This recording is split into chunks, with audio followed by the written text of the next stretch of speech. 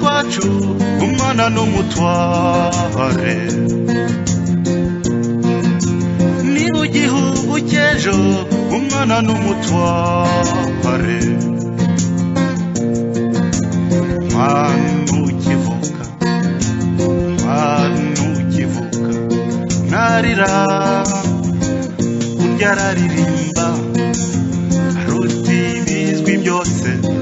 binezeza mwana kw'ibere rya nyina ateye ubwuzu mwana ukambakamba yatangiye gukina yiga guhaguruka yatangiye guseka yashaka kuvuga aruta ibizwi byose abana abana abana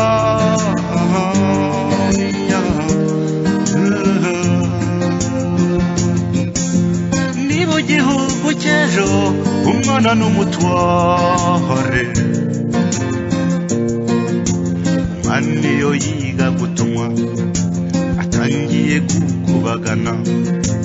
yatangiye ishuri ashaka kumenya twose kugeza b'ingimbi cyangwa se umwangavu afite igikundiro kandi atwibutsa amateka n'umutware azaba umugabo azaba umugore azibaruka abana azaba umwami cyangwa umwamikazi azaba perezida ambasaderi azaririmba nkanjye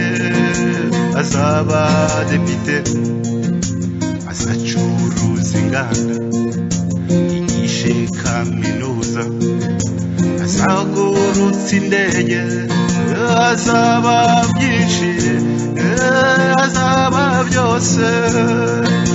ariko cyane cyane azaba umuntu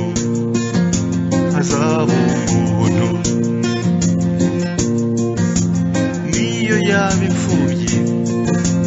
cyangwa papa watazwi niyo yaba yirera cyangwa arera bashiki barumuna niyo yaba impunzi mwumva niyo yaba atagira icumbi cyangwa yitwa ubumayibobo afite urubuto rwo kuba byose waruvomera warufumbira akarurera nk'uko urwawe rwarezwe nta rindi banga ryakoze azaba dogita ambasaderi minisitiri w'intebe azaba depite azaba koloneli azaba profesa muhinzi mworozi azaba depite burugumesitiri azaba koloneli azaba dogita azaba profesa